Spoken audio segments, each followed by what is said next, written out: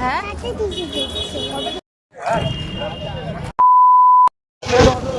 বাবা, ভূতনাথে ভিড় কি?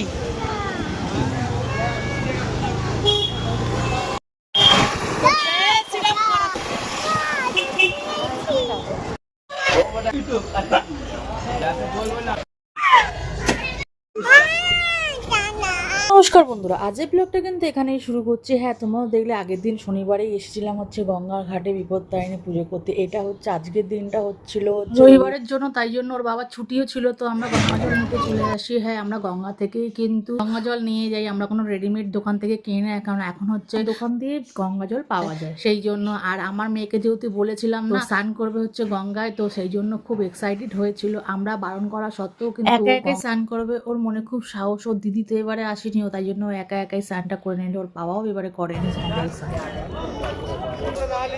আর মায়ের জন্য গঙ্গা জল নেওয়া বলে এই দোকান দিয়ে জার কিনলাম। আর পাশেই রয়েছে টি স্টল, এই চোখনের চাটা কিন্তু খুব সুন্দর। জোয়ারের টাইম এটা।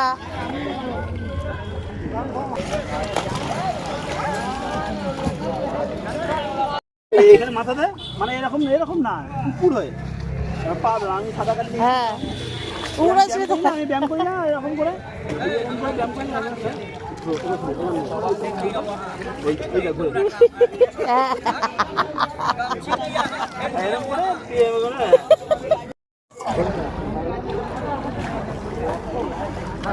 আর এদিকে আমার মেয়েকে সাঁতার কাটা দেখে উনিও আমার মেয়েকে সাঁতার শেখাচ্ছিল। আর এদিকে বেরিয়ে পড়লাম হচ্ছে স্নান টান করে বাড়ির উদ্দেশ্যে।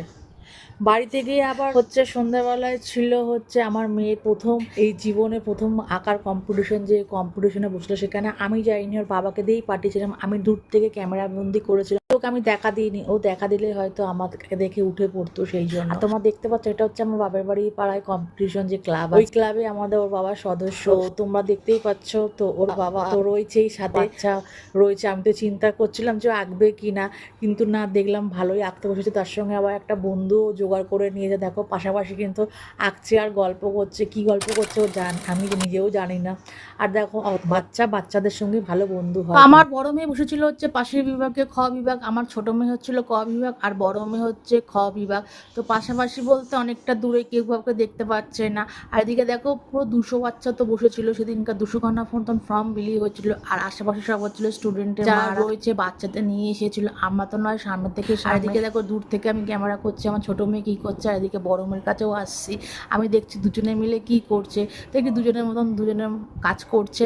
আর আমাদের ক্লাবটাকেও খুব সুন্দরভাবে সাজানো হয়। আমার মেয়ে অনেক বছর আগে একবার বসেছিল, কিন্তু অনেকদিন পর আবার ক্লাবে এই আঁকা প্রতিযোগিতা